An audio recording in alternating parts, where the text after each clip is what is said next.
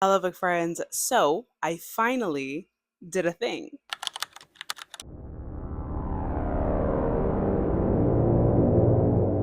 That's it. That's the thing I did over this weekend, finally. I don't know how I feel about it yet, but for now, it'll stay. So, as you guys can gather by the title of this video, we have made it to the middle of the summer, and here are the 5 books that I recommend to you guys for SciFi July. However, 3 of them I have talked about ad nauseum, so I'm not going to spend a lot of time going over them in this one. I do have other videos on my channel where I share more at length, and I can tag those below if you want to watch them. However, I do feel like these books are perfect for summer and I could not mention them. So let's jump right in with Mickey 7 by Edward Ashton. Perhaps you have seen the trailer or the film itself of Mickey 17. Well, that movie was based off of this book. And this is for readers who are looking for a plot that doesn't take itself too seriously, something you can sort of slot in between your heavier reads. And this one is about a man who is down on his luck on Earth, his back is against the wall, and he is needing to leave. Not fully understanding what he signed up for, he becomes an expendable on a space mission. He soon discovers that he is essentially the crew's dummy. They test viruses on him, send him on compromising missions, and sacrifice him in any way necessary, all in the name of science. And when one version of him is killed, they simply clone him and proceed as usual. The problem arises when one Mickey is presumed dead, but is not actually dead, leaving the crew with one more Mickey than they planned for. The 2 Mickeys now have to share rations, a living quarter that was already inconvenient for one, and a girlfriend. We also get an extraterrestrial being that shakes things up for this crew and forces Mickey to step up in ways he did not originally plan to. It's clumsy, it's heartwarming, and it's a quick read. There is a sequel to it, but book 1 can be read as a standalone. This is, in my opinion, the equivalent to a summer beach read, but for fans of sci-fi. Not to mention the audiobook is really good too if you just want to pop in your headphones and sunbathe. For those of you that enjoyed the Murderbot books, I think this one will be right up your alley. It's got the same kind of vibe. And after reading it, I highly recommend that you guys watch the film. What's the guy's name from Twilight? Edward? His name is escaping me, but he is the one that plays Mickey in Mickey 17.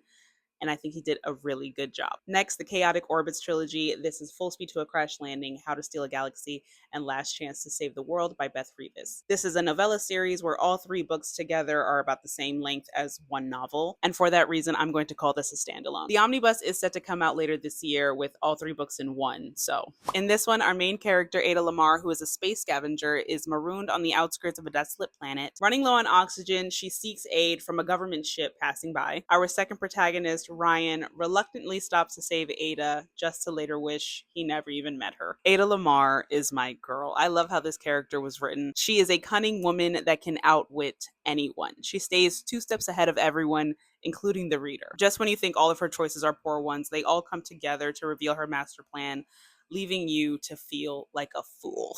You and Ryan, because poor boy couldn't keep up. For those of you who don't know, Beth Revis is the author that made me fall in love with the genre of sci-fi, so she holds a really special place with me. But despite my bias, and although my tastes have changed, her books still hold up, and that is saying something. A few people that I have recommended these books to have also said that they really enjoyed them, so don't take my word for it. Take theirs, whom you've never seen and know nothing about. Just know that these books are 1000% suitable for summer. Next, The Dividing Sky by Jill 2. This is a YA sci-fi for readers that are not too stuffy to read YA. And this is a YA that isn't written in a way that feels juvenile, meaning it has strong prose, strong character work, a solid plot, and great world building. It takes place in the dystopian future of Boston, in a hyper-capitalistic Boston, where the push for productivity is so severe that people are working around the clock just to earn an unlivable wage and live in conditions that are poor. And I know what you're thinking. You thought this was a fiction.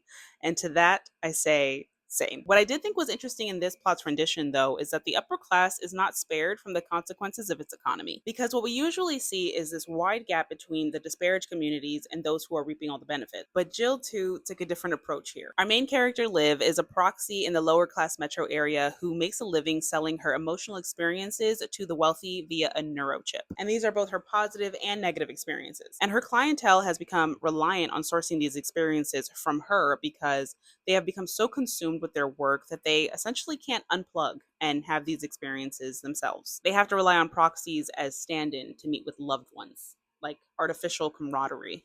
That's how capitalistic this economy is. So Liv comes out on top in a way because she's essentially paid to have a life, but this can also work against her if her clients don't like the experiences she's trying to sell, which is why on the side, she sells experiences illegally. This lands her on the radar of enforcer Adrian, who suspects her of these crimes.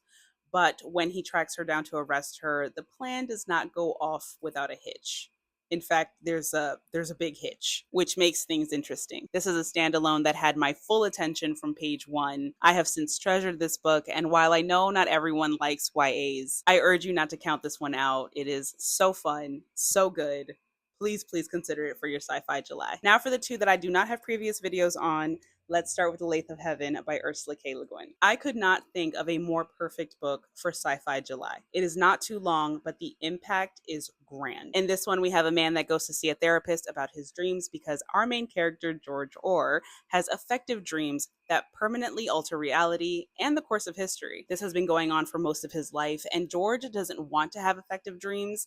He doesn't believe that he should wield this kind of power. Dr. Haber, however, sees it a different way, and in his attempt to help George, he actually exploits his dreams and justifies his doing so by saying that it is for the greater good. But manipulating dreams is not a perfect science. Therefore, we move through some very interesting realities and conceive some very odd players. I really love the execution from all angles. I love that the main character's name was George Orr as an homage to George Orwell's dystopian 1984. Ursula K. Le Guin wanted to connect this maladjusted, misplaced sense of goodness in her book to the same one we see in 1984. And to me, that is further proof that this book came from a place of passion and appreciation, if the book itself didn't already speak to that. I love the push and pull between the protagonist and the antagonist, both seemingly wanting the same thing, but coming at it from two different angles. Where George can see that the world is imperfect and find beauty in those imperfections, Dr. Haber sees an opportunity to make things right, to end war and hunger and racism. And as valiant as that sounds, The Lathe of Heaven explores that extreme, and it is quite profound. And something that just leaves me gobsmacked about books written in this era are the case studies for human behavior that is within them. I've said it before and I will say it again. These characters are not one-dimensional. You can't easily read them within the first moments of introduction. You find yourself questioning why they've made certain choices versus the ones you would assume they'd make, and when the author shows you why, it makes the entire story that much more vivid. It is relatability through the avenue of sheer humanity. It is having not been in the circumstance yourself and still being able to understand the characters' point of view. And it is so provocative. Not to mention that the story doesn't sacrifice imagination in order to provoke you. We get the surrealism of dreams coupled with something tangible. Stories are not being written like this anymore. Well, that's not fair. Maybe I just haven't come across one yet. If you haven't read this one yet, then I implore you to give it a try. The Player of Games by Ian M. Banks. Now, it might be premature for me to recommend this book, seeing as it is the only one in the series that I have read so far, and there may be one more suitable for this, but I'm going to recommend it anyway because this was so good. This is a Goldilocks sci-fi. It's not overcooked with comedy. It's not dogpiled by science jargon, yet it's not flat and one-dimensional. Its elements are dense enough to be enjoyed by readers of hard sci-fi, yet not so convoluted that it can't be enjoyed by readers of not so hard sci-fi. So for those of you who have not heard of the Culture series, it is a series of interconnected standalones all set within this utopia fit for the masses. A world where there is no definitive construct for gender, race, familial structure, you name it. This is a world where AI and man live in a symbiotic society, and each book is a story within that society. Kind of. Okay, let's talk about the plot for this one. Our main character, Jernal Gergely, is a master of games within the culture, and he has grown bored with the lack of a real challenger and a game with a real challenge. Oh, how hard it must be to be so great. He is visited by an off-world ET who manages to slip past every defense, which Gergely finds very intriguing, and he is propositioned to play a very complicated game off-world, outside of the culture. Gergely, however, does not jump at the opportunity as one might think. He thinks on it, works it over in his head, until he is blackmailed and his hand is forced. And then our MC is forced to travel to the Empire of Azad, where he discovers that the stakes of this game is greater than anything that he has ever known. He is taken to see how the people of Azad really live, to get the full weight of what is in front of him, and where there is fluidity and liberty in the culture, there is constraint and oppression in the Empire of Azad. Gergely enters a chilling new reality. This is more than just a game. Now he must rely on his cunning to outwit the games for everyone's sake, including the cultures. So good. I mean, so good. Now, I do have a bone to pick here because this utopia is Banks giving everyone everything they ever wanted. It misses nothing and eradicates every major oppression. And I had hoped to read a story about a character trying to navigate living in a perfect world. So to find Gurge going off planet to a world so different from the culture felt at first.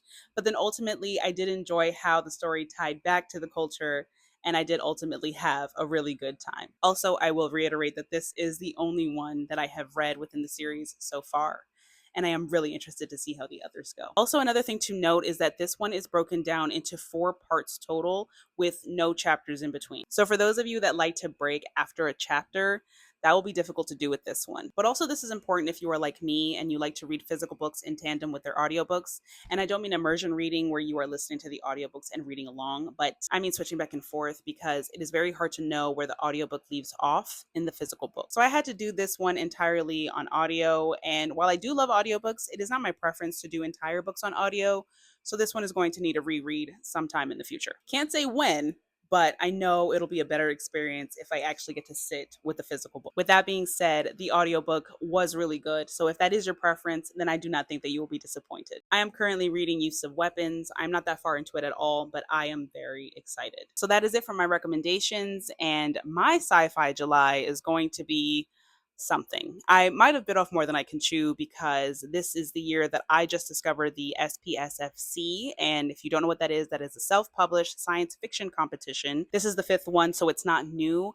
I am just discovering it. And in my excitement, I committed to reading all 10 semifinalists. Well, at least a portion of all 10 semifinalists. I will be DNFing after certain benchmarks. Nonetheless, that is still quite a lot to read on its own. But addition to that, I've also got some arcs approved on NetGalley, one of them actually being The Demon Star by Jesse Aragon. I've seen this book everywhere. I was thoroughly excited to receive an arc, and I will just read you a portion of what it says here.